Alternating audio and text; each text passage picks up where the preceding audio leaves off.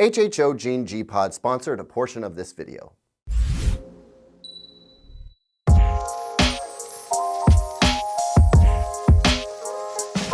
Soundbars are shockingly good these days, but there are some scenarios in which a soundbar simply will not cut it. And it's for those scenarios that this versatile powered speaker system was created.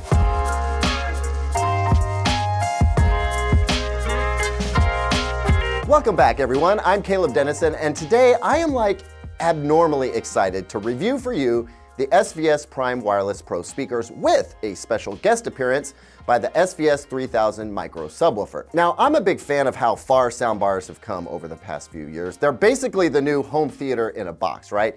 Comment below if you ever had an OG HTIB. In fact, I'm rocking the Klipsch Cinema 1200 in my bedroom right now because A, that's just a ridiculous thing to do, and B, because it sounds fantastic, and who doesn't want swirling Atmos surround before passing out for the night, am I right? But as great as the Klipsch Cinema 1200 and, well, the Sonos ARC and the Samsung Q990B, as great as they all sound for home entertainment, they all leave me a little bit cold for music listening. I mean, they all kick down some fun, fairly musical surround sound for movies and TV, but for really good musical fidelity, for detailed soundstage width and depth, you know, sit-down music listening, I still prefer a more traditional independent speaker system, which is what I have in my living room. Problem is, my living room system with the big AV receiver and tower speakers, it's a bit of a space hog, and I hear about that often. Powered speakers make a good alternative for those of us who want big sound with a small footprint. But what most powered speakers lack is an HDMI connection, so they can be used for both movie and TV watching as well as music listening.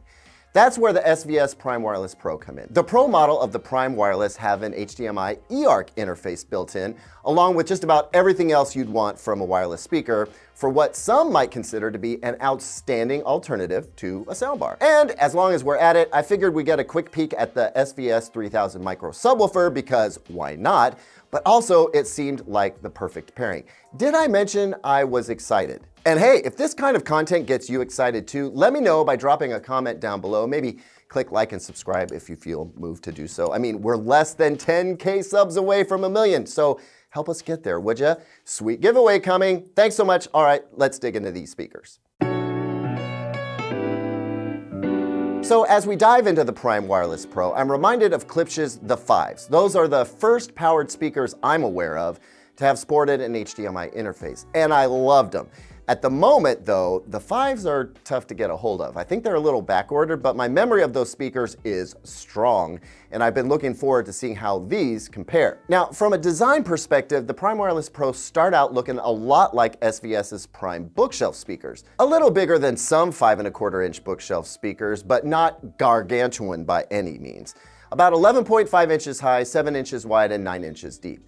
Above the 5¼ inch mid-bass driver is a 1-inch aluminum dome tweeter, and those 4 drivers each get their own 50-watt amp for a total system power of 200 watts. On the back, you get the eARC HDMI port I mentioned, along with a digital optical port, line in via RCA or via 1/8 inch mini headphone jack, a subwoofer output, Ethernet port, though there's also Wi-Fi, and along the wireless lines you get Bluetooth with aptX, Chromecast, AirPlay 2, DTS Play-Fi, and Spotify Connect. The digital to analog converter, or DAC, built into these speakers supports up to 192 kHz at 24 bits, so you can get lossless music via DTS Play-Fi's critical listening mode, app required, and CD quality from AirPlay 2 or Chromecast if your streaming service supports it. The USB port back here is a service port, but it can also support wireless audio adapters.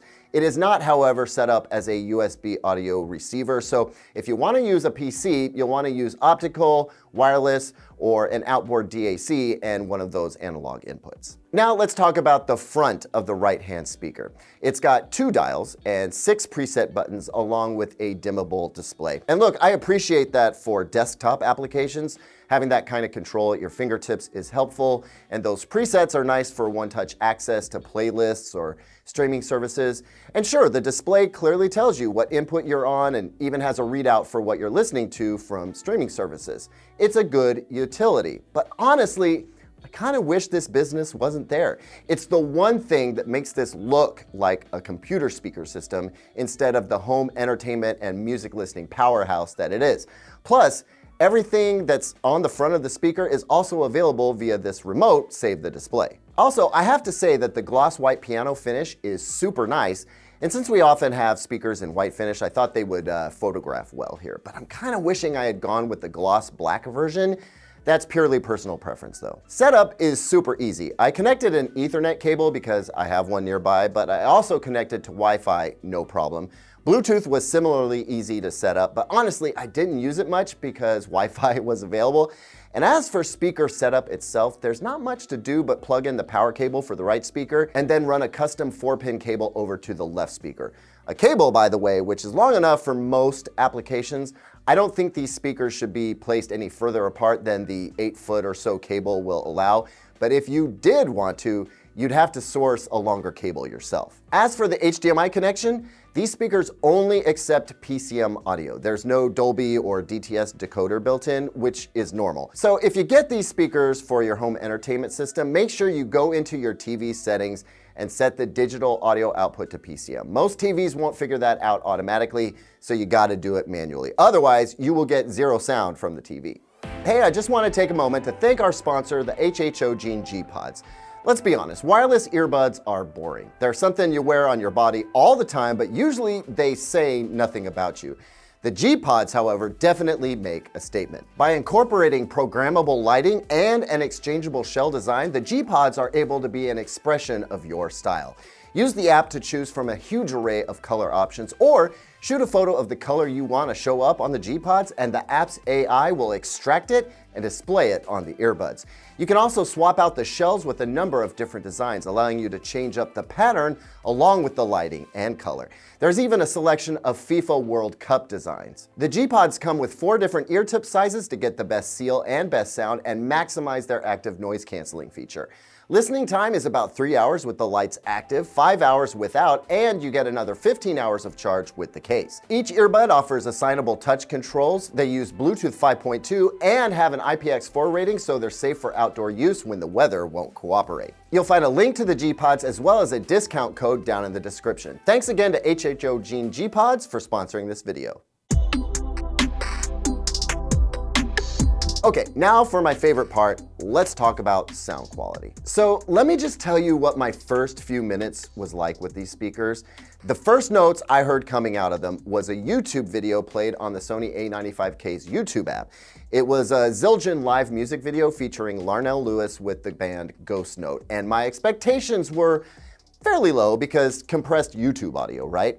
But what I heard had me like, no way is all that sound coming from those speakers. I knew I hadn't turned on the sub or connected a subwoofer cable, but I still went to check anyway because I was hearing bass at least down to 60 hertz, and I suspected lower. So I ran some frequency sweeps, and guys, these speakers are getting down to 40 hertz with authority and have audible bass down to 35 hertz. In fact, I tracked it all the way down to 32 hertz, which is insane. I've helped design 6 and 6.5 inch bookshelf speakers much bigger than these that couldn't pull off that kind of bass. So yay for DSP, right? But here's the thing, these speakers don't sound like they're muscled by DSP. Definitely not the way soundbars often do, and not even like many powered speakers can. They actually sound remarkably natural, which is not to say that they sound neutral. They definitely have an SVS sound profile, but it happens to be a sonic signature that I like a lot. On the other end of the spectrum, I'm again pleasantly surprised by the high frequency response on these speakers. I'm generally not a fan of metal dome tweeters, but SVS's work with them is the exception for me. And the Prime Wireless Pro are no exception to that exception. I'd describe the highs as being slightly laid back. Don't get me wrong, there's plenty of detail and resolution here. I get the grit of brass overtones, the shimmer of cymbals, and plenty of breathy air around close mic'd vocals. But compared to, say, Klipsch's The Fives, which are a bit more in your face, the Prime Wireless Pro managed to have a good presence without being quite so forward, and I like it a lot. Mid-range is super solid. It's not as open and transparent as, say, the KEF LS Wireless II, but it is surprisingly close, and that's saying something considering the vast price difference between the two. There's no chestiness or honk to the meat of the vocal range, and guitar, especially guitar, the meat of the sound has tremendous clarity and tonality and crunch. I mean, we're talking about audiophile level stuff here. In fact, there wasn't a single musical genre I tested that fell outside of the range of the Prime Wireless Pro's abilities to produce well. Hip-hop, R&B, jazz, classical, bluegrass, and yes, even country and western, so both kinds of music, it all sounded excellent. I mean, honestly, I feel like you get a lot more than what you pay for with these speakers, especially when listening to music. And they do movies really well too. I would say for the best home theater experience though, you might want to add a subwoofer, like the Micro 3000, that would allow you to keep the small footprint but add some more punch and rumble that you really need for the LFE track in movies. Musically speaking, I could very easily go without a subwoofer. The bass on the Prime Wireless Pro is just so incredibly deep and musical with just the right amount of punch. And they do better than most powered bookshelf-side speakers do for movie watching. But for the kind of bass you expect from a soundbar system or home theater in a box, like a sub is just warranted. Now, I haven't had enough time with the 3000 Micro to give it a proper review yet, and I couldn't fit it in here anyway. But what I've experienced so far has been great. I don't need the sub for music listening, like at all, but I did enjoy the extra punch for movies. And I imagine in a large cavernous room, you'd want to add a sub to get that room-filling vibe. Otherwise, the Prime Wireless Pro are one of the best deals in high-quality 2-channel sound that you can get. Compared to the AudioEngine 5 Plus, they do cost about $300 more, but you get $300 more in resolution, detail, articulation, and frankly, the better bass is the big payoff there. And as much as I love the KEF LS2 wireless, the Prime Wireless Pro make the KEF a harder sell because they have more prominent bass and punch. And they're so close to the KEF for so much less money. Also, the HDMI connection is no small deal in my opinion. And even in SVS's own lineup, right? Like if you were to get a pair of passive gloss black or gloss white Prime bookshelf speakers, you'll have to spend far more getting an amp that will drive them nearly as well as the amp built into this pair of speakers. In fact, if it wasn't for the little aesthetic bugger I have with the right speaker's dial and display, which might be a zero issue for you, I'm just overly particular, I guess, these would be a 10 out of 10 all day, every day. I'll give them a 9.7 though. I mean, they just tick all the right boxes for me. So whether you listen exclusively to vinyl, are a die-hard high-resolution digital audio person, you need a home entertainment system that doesn't gobble up space, any situation in which you want highly musical sound that extends beyond what a soundbar can do, but doesn't require the kind of financial investment and space requirements that a much larger traditional 2-channel setup requires, the Prime Wireless Pro are the ticket. Bring them home and get ready to have your expectations blown away. Thanks as always for watching, everyone. What do you think about the Prime Wireless Pro? Let me know down in the comments. Don't forget to like and subscribe, and here's 2 other videos that I think you might like.